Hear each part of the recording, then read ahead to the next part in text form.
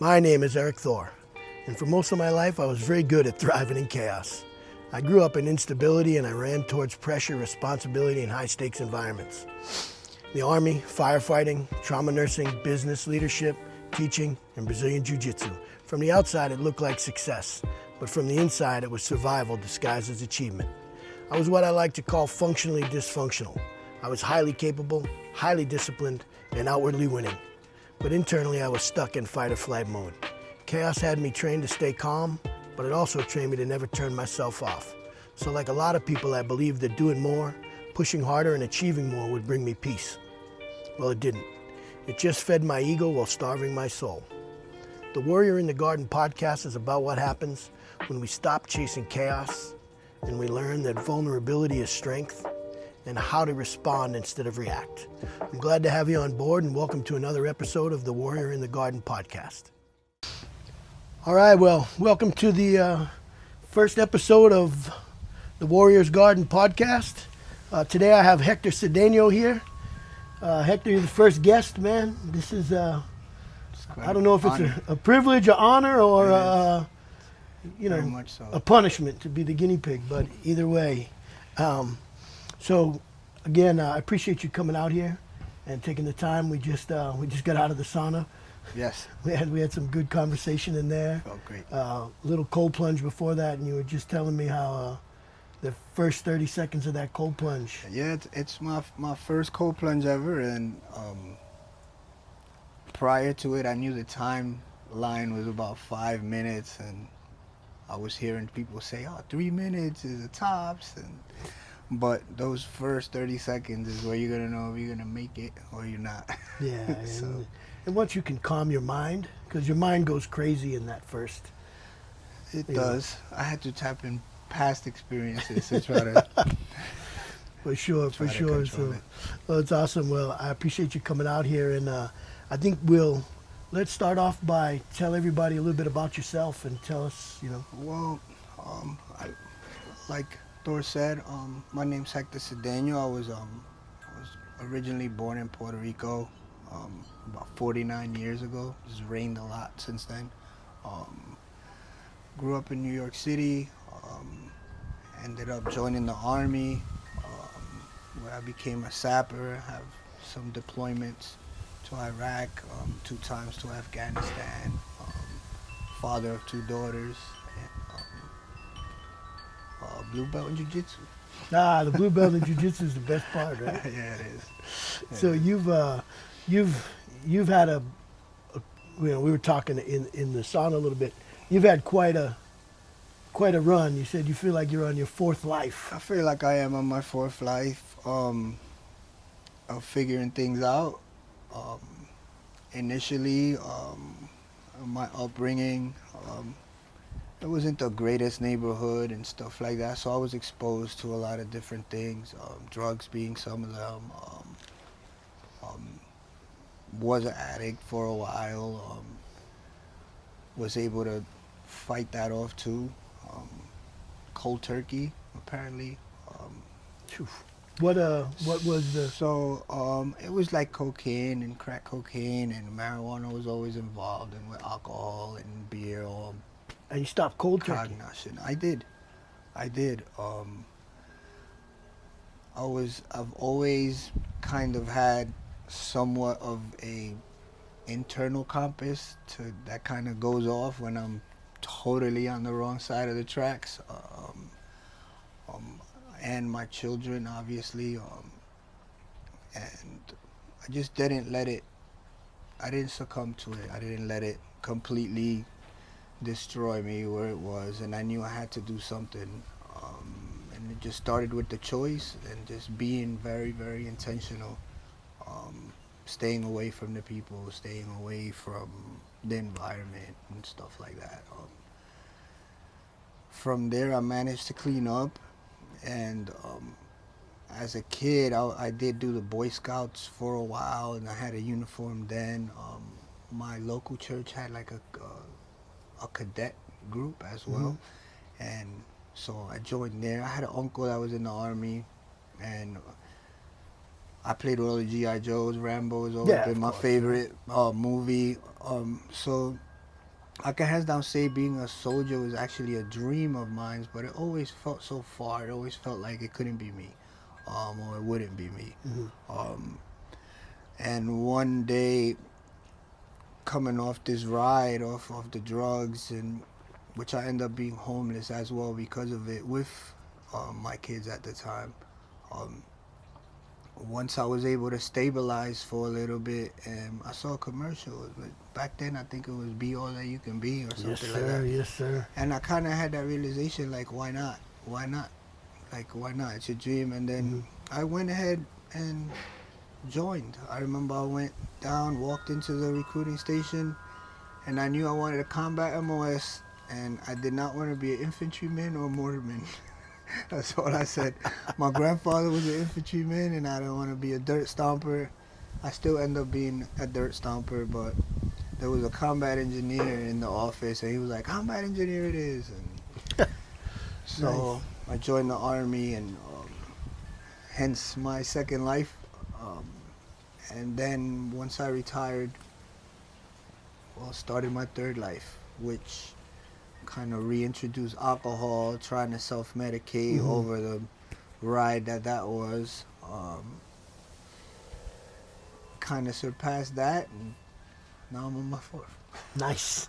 So, part of the format for the podcast is I ask the same 6 questions of every guest, so that because I think they're universal questions that people in our, in our point in life, and especially, with the perspective of becoming the warrior in the garden, these questions really kind of pertain. So I'm going to hit you with the first one, which is when people look at your life from the outside, people that don't know the whole story, people look at your life from the outside, what do they think you have all figured out? Well, I guess it depends who's looking at me, but um, I would probably say how to survive. Um, how did he make it through that? Or combat, or the addiction, or the homelessness. Um, they've asked me at times, and the word resiliency comes up, but resilience is something I feel is from the outside looking in. Um, you can say you're resilient after the fact or whatever. Um, I think it's pretty simple as far as what I think I figured out. It's like what's right and what's wrong for me, Mm-hmm. um, for my loved ones, for those around me. What affects people wrong, what affects people right, my actions, and just how to, I guess, turn certain things off, um, emotionally, mentally, um, how to take more control over your thoughts before they become words and or actions. So I guess in a nutshell, it would be, yeah, pretty much how to survive How to survive, yeah. this That was going to life be for my everybody. word. So it's a cool segue into the next question. Then, what kind of environments or moments in your life taught you or gave you that ability to survive? Like, and it sounds like that survival mechanism isn't all positive. It sounds like that comes at a cost. It absolutely does. Um, I can say I can use the combat environment as one of um, those situations where um, I've had to maintain calm, um, in a sense, um, with a lot going off. I mean, you got your radio in your ear, you're trying to have comms and radio, everybody what's going on. You have your soldiers that you're trying to keep track of and also maneuver. They're not right next to you. Some are far, some you can't see. Then you have the enemy maneuvering as well, and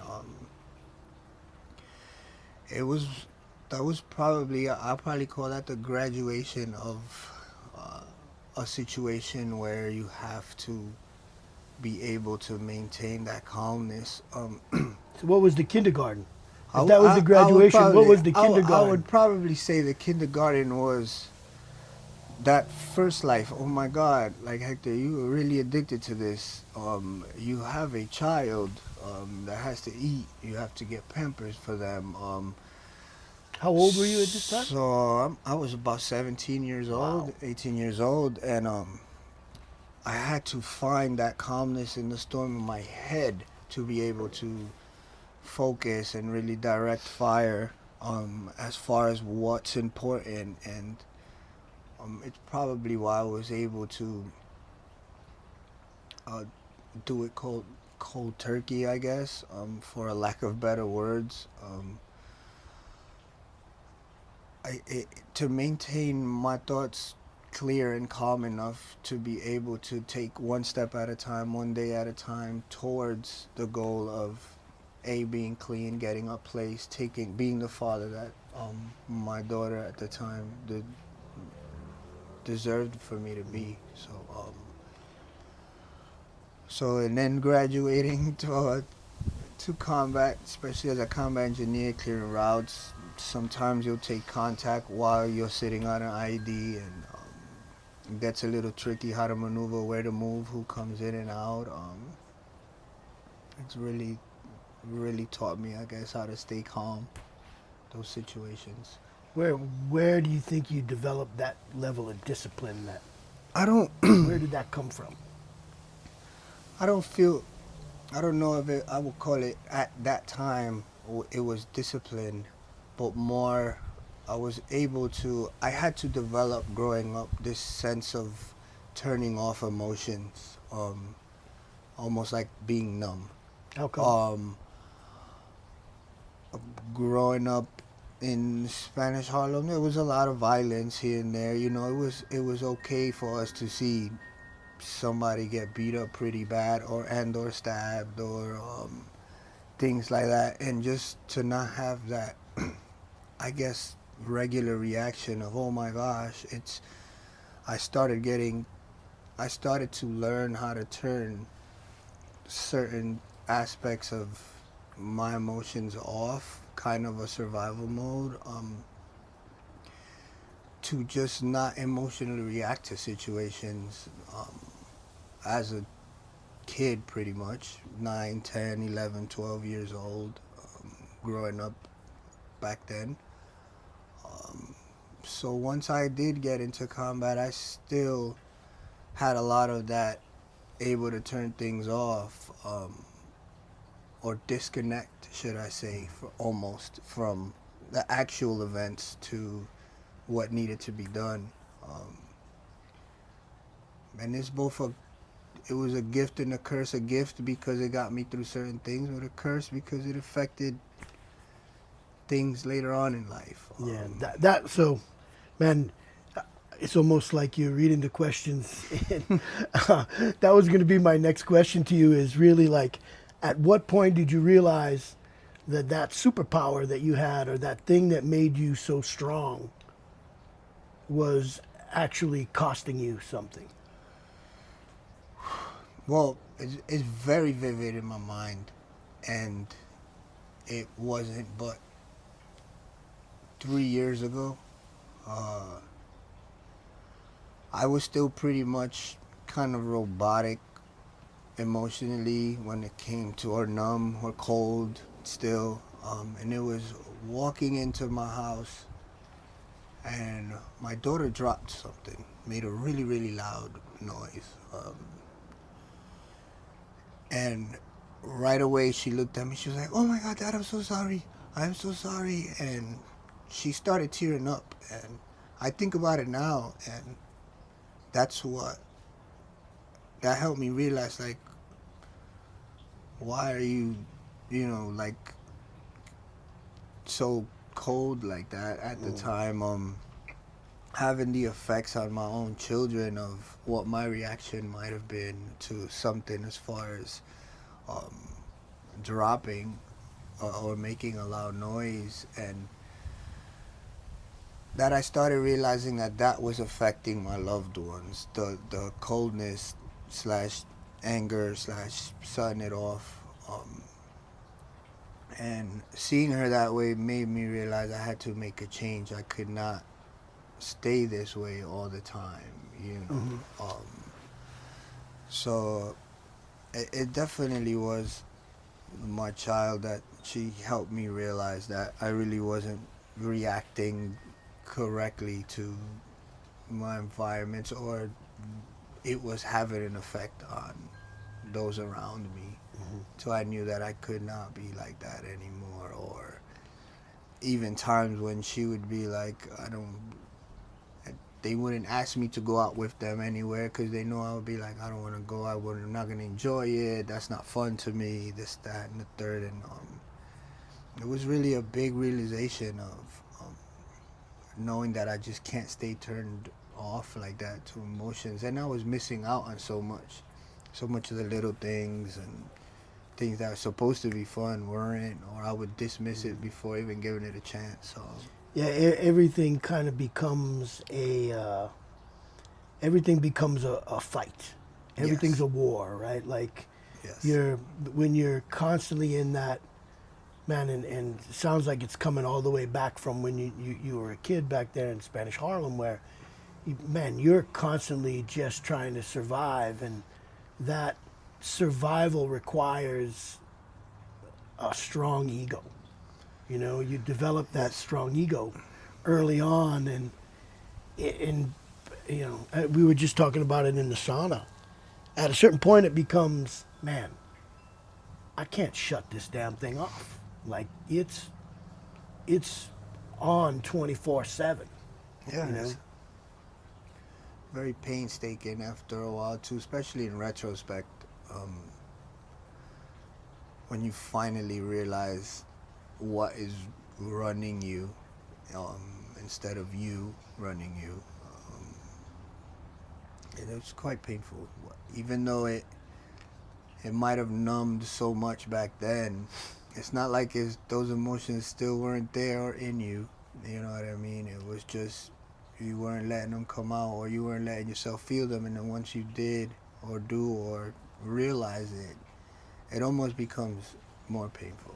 Um, Yeah. yeah. Yeah, So once you become aware of it, right? It's easy to not be aware of it and to just constantly stay engaged in the fight. yes. And when you're, it's funny, you would talk about combat and firefights and these kind of things, and people describe them as fun. And when you're in it, you don't stop and think about the danger of it. It's only until afterward where you're like, It's true. whoa, that was dangerous. Very much so. that Very that much was so. not wow, okay. You know, Yeah. it all hits you afterwards, and I think it's because, you know, and when that ego, which is so concerned with survival, right? The ego is just all about let's survive, let's get through this, let's make it to the end of this. And when that is turned on, man, it is hard to pay attention to a lot else around you. You know, you're locked in on just surviving and doing that thing. It is. So It it's is. I I feel it, and it beside your daughter in that moment with the the loud noise, was there another, like,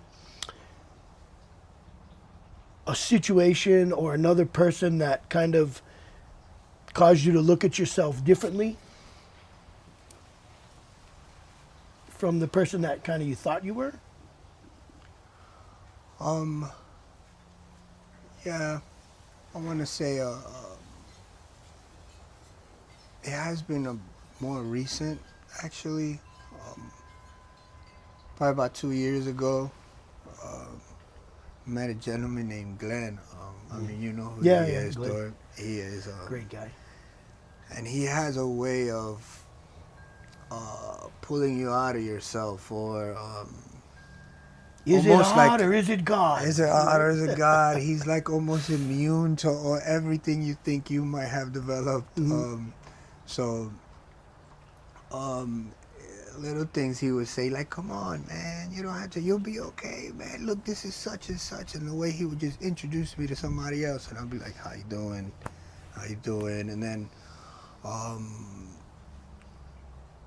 I started to reflect a lot on why am I still this way? Why this person didn't do anything wrong to me, you know, or this person is legitimately saying, how are you doing? Did you have a good day or whatever? And it's almost like you become comfortable in your numbness or anger, or your ego just doesn't let you Kind of see everybody kind as of a see threat in a everybody way. as, yes, like I want to keep everybody away, and it wasn't. He started breaking those walls down, kind of a little bit, until I actually started to look for myself.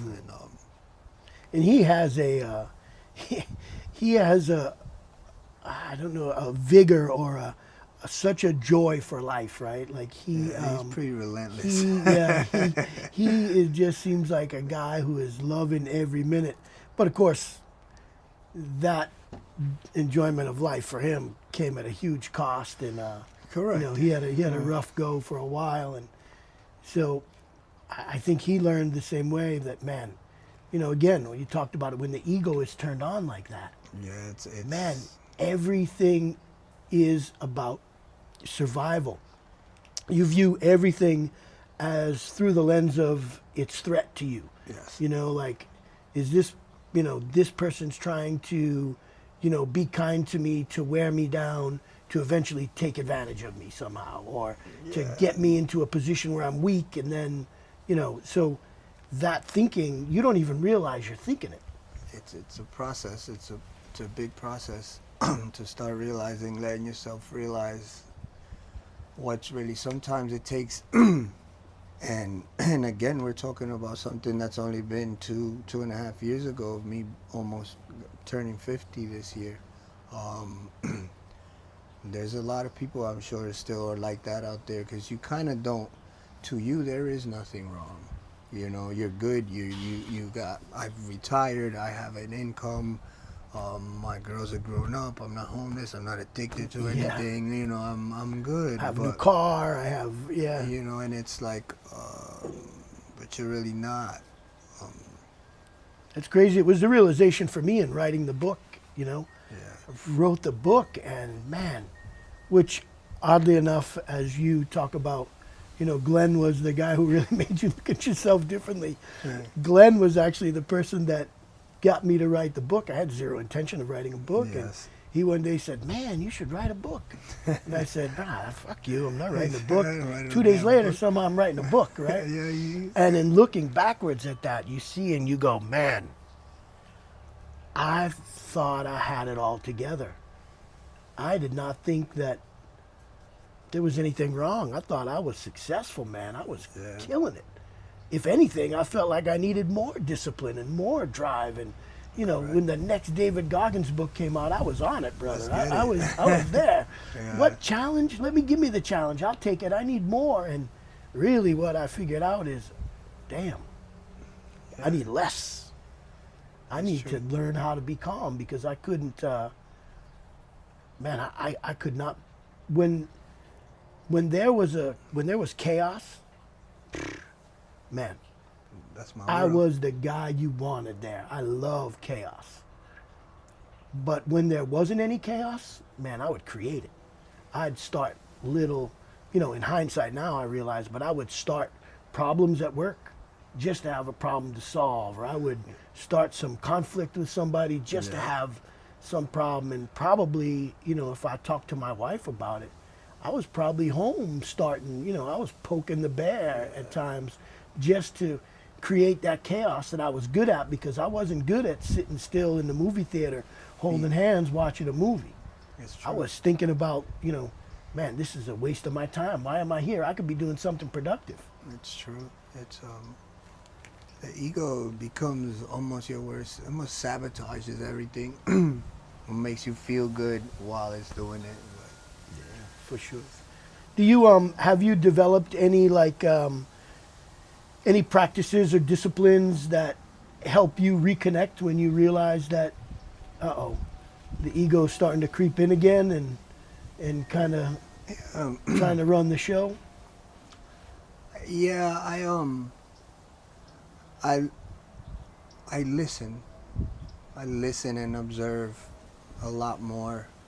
I I've just learned how to slow down and differentiate. Um, okay, what is this? Is it my ego or is it me? Um, just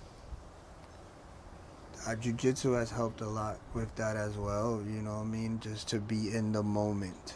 It's pretty much what I've learned to develop. That not worrying too much or about the future, which is just something that's not even here yet. You know, and not assuming things all the time or feeling like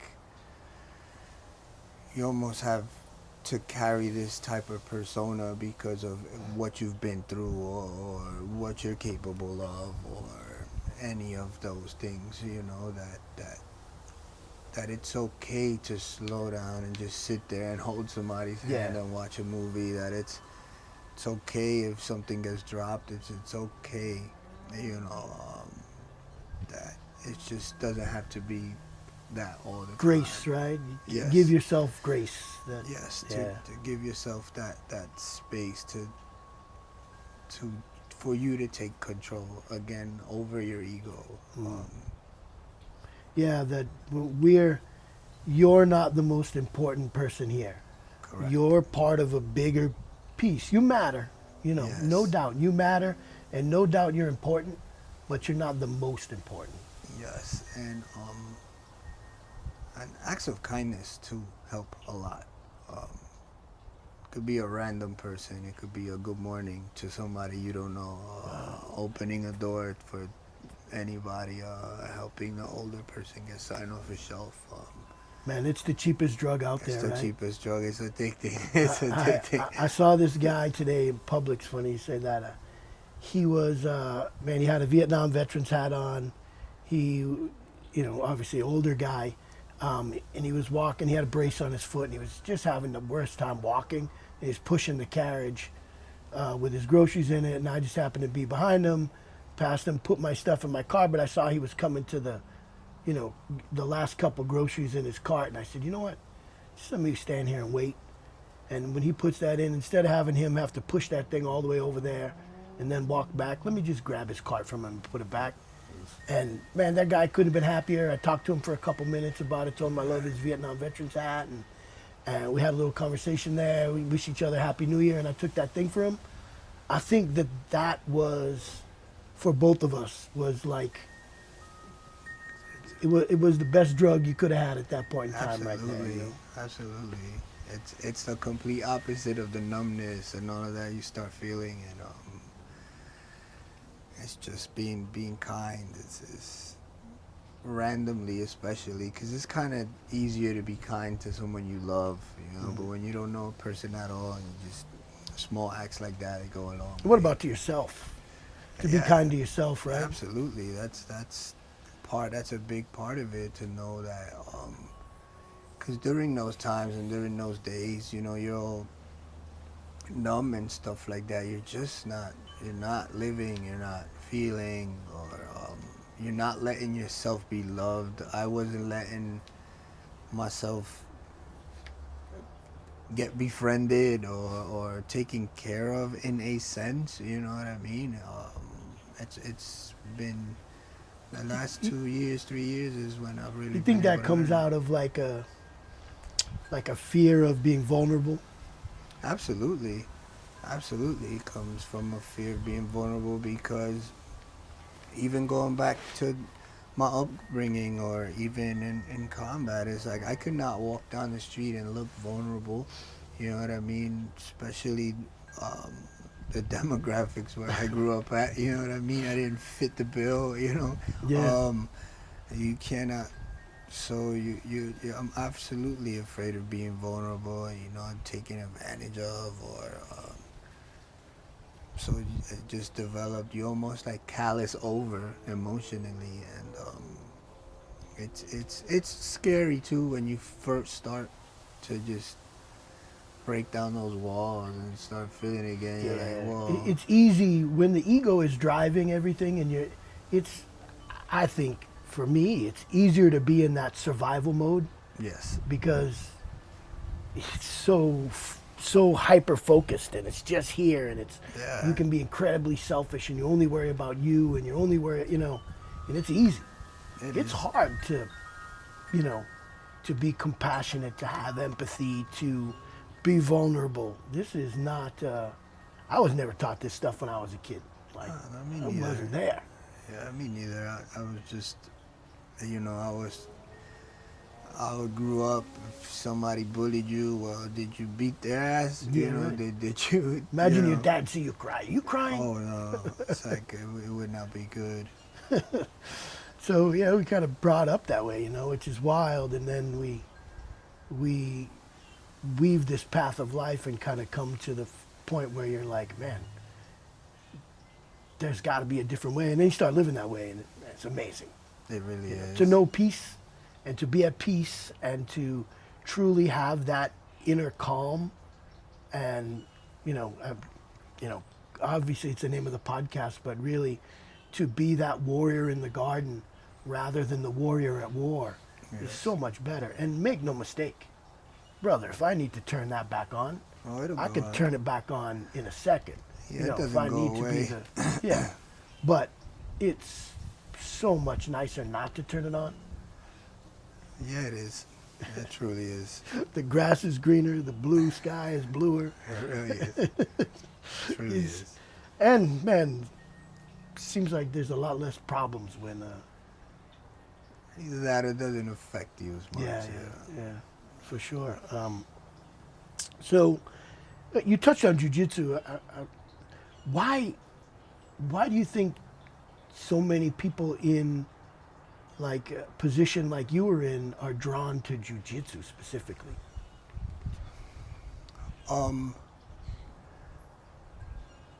It goes back to, I guess, when I was in the military, I got a chance while I was stationed in Korea. They sent me to the combatives program. Army has it broken down in levels. Level 1 is 1 week through level 4, which would be 4 weeks. But it's like jiu-jitsu through a garden hose with a lot of different more strikes and stuff like that. And I noticed how emotionally different I felt to having a place or an area and people willing to engage in this type of practice, whether it was the combatives program or now jiu-jitsu. And I noticed how it made me feel as far as, we could call it an outlet. It was an outlet at first. Physically you're exhausted, so you don't really have time to, and then you're always thinking about what happened during the engagement or the match or the spar. And then I started to hear about what jiu-jitsu had to offer as far as like mentally and emotionally. And I kind of was at wit's end. I tried all different types of medications. I've been to I don't know how many programs for PTSD and this therapist and that psychiatrist and this psychologist and this mentor, and then I still felt the same almost. So if to say why we're drawn to it, I guess it's the structure of it. There is some type of structure. You're obviously in a uniform, they're going to tell you what to wear. Yeah. And there's kind of a rank system, course, so of it's course. like, it's a little bit familiar and you feel like you can do well. And then you've been in combat and, you're i.e. this tough guy, which goes away really quick when you start jiu-jitsu. Yeah. So at first it drew me to it kind of because of those aspects, but really because I was still searching for, I don't know, I wanted to see if what they were saying was true per se, what it does for you mentally and emotionally, you know, feeling just happier. Yeah. The social aspect of it, you know, it's kind of tired of being alone, really, because that's where your ego is going to get you. And it really is, right? It's a spiritual piece in a sense where, you know, it's funny, I've been reading a lot about spirituality, and people think that spirituality is religion, but it's not. really not. It's not. Spirituality is just understanding that you're a part of something bigger than yourself. Correct. But that's it. And I think jiu-jitsu provides Yes. that piece. You know, you are a part of something bigger than yourself. You Yes. can't act the way Hector wants to act. Not You here. have to act the way the culture says you have to act, or the traditions say you have to act, or the, That's you know, true. It's I very much think true. it's big. Are there certain things that I'm not gonna say triggers, but are there certain things that cue you in that you're starting to act from a place of ego as opposed to a place of alignment, like that you can key in Yeah. on that it's time to gate it back? It's pretty simple for me. It's just things don't work. Things when you're, if I start going off of ego, my own senses, what I think it is or whatever, and it's not alignment. It's just almost, it doesn't go right. It's like, if I've learned anything from jujitsu, taking that sense of spirituality even to my own spirituality, it's just that, like, to caveat off what you said, that you're part of something bigger, and even your own life and day-to-day routines is still part of that bigger picture.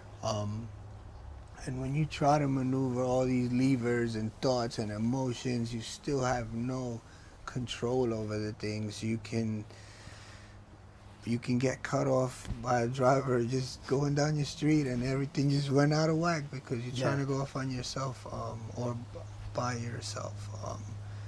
And absolutely, I've learned that calmness or whatever it doesn't come from you doing it on your own, or letting the ego just take over and oh, I got this, or this guy's gonna cut me off, and now you're upset. You got to the store that you wanted to go upset. Now somebody else leaves a cart in the middle of the way, and now and it kind of snowballs. So I start to notice right away when I'm not going off of alignment, because I start kneeling or leaning towards those negative type of feelings and emotions, and so I reel it in right quickly. Now, to somebody out there that like is feeling, they feel like they're very strong on the outside, but they're kind of empty on the inside. What would you tell them to stop chasing, or what advice would you give them? Advice that I would give them is to maybe start with gratitude, because gratitude can be so small and it can be so big, and it comes in all shapes and sizes, but it's still gratitude will put you in a posture that will just almost slow you down enough for you to start seeing the light, per se, or little things that will put things into perspective. If you're grateful for standing up out of your bed, because there's people that can't, or you're grateful for going like this and your lights turn on.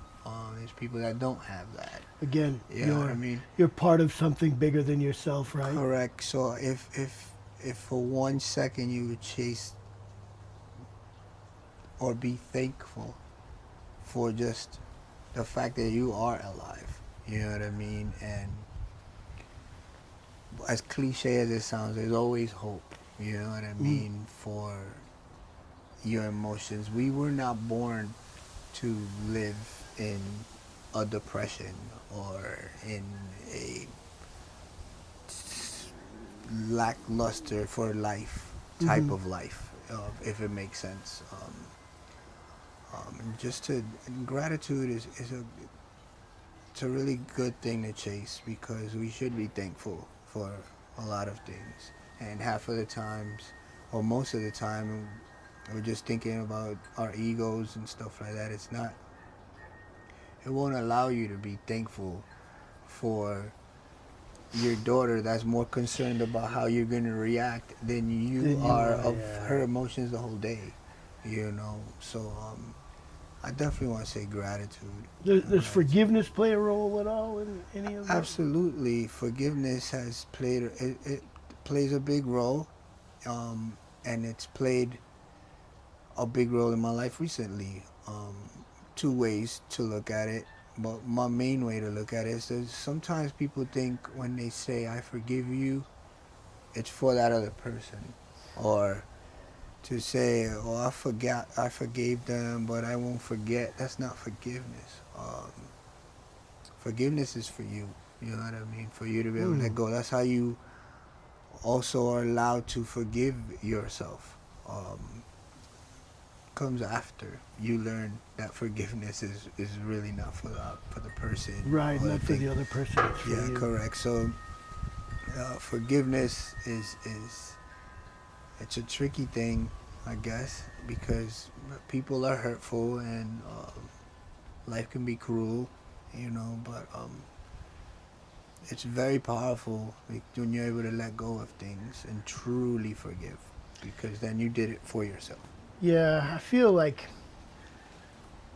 you have to stop and remind yourself, and again, hard to do when the ego's engaged, when you're only thinking about yourself, but when you start to look at it from a position of empathy, and you say that, man, do you think it's likely that that person woke up this morning and said, you know what, I'm just going to be a giant asshole today, and I'm going to make it my whole point to ruin Eric's life or Hector's life? Yeah. No, probably not. They probably woke up with the same intentions you had.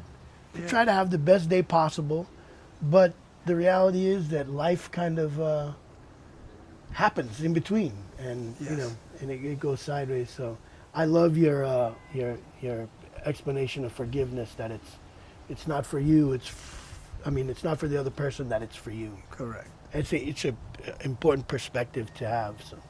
Yeah, absolutely. That person, you might say, I forgive you, they'll turn around and do the same thing again, and then you're right back to square one. So, forgiveness it's a pretty cool art to learn. Cool. Well, man, that's the end of my questions. Do you have any questions for me? No, I actually just want to thank you for having me on, trusting that I'll do okay. Of course, and man.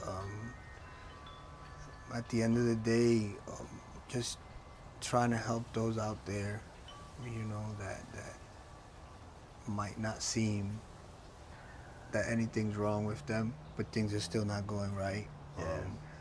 I thank you for starting something like this and trying to reach those. Of course, man. Everybody has a story, man. Even the person that you think is the most boring person in the world, they got a story, And for me, I love to hear people's story. I love to see people share their story, and because I think I learned from it, also. At the same time, like I have a lot of takeaways from this one that I'm gonna unpack and think about and go like, wow, okay, I need to implement that into my, life and use some of those perspectives as things to realign me when I start to go off that track and the ego starts to run the show, because it happens way more often than I realized, and so it's you were one of the first guys I thought of. I said, man, Hector has a cool story. I want to let him share his story. Yeah. You've always been more than forthcoming and willing to share it, because I think, in your current quest to finish your degree in therapy, and to get out there and to be able to give back is super benevolent, and so I respect that a lot, and it's cool to have you on here to tell your story, man. I appreciate it. And to get you in the cold plunge for the first time. Hey, that was It won't be the last. It won't be the last. Yeah, anytime, man. I'm here every It day. won't be the last. I like it. Awesome. Hector, it's good to talk to you, to sit down and talk to you. I know we see each other every day at jiu-jitsu and we see each other there, but it's kind of cool to sit here in a couple of towels and In the garden. and talk nonsense in the garden, man. I appreciate you Absolutely. coming on, brother. Oos. Thanks a lot. Oos. Thanks for joining us, guys. Stay tuned for the next one.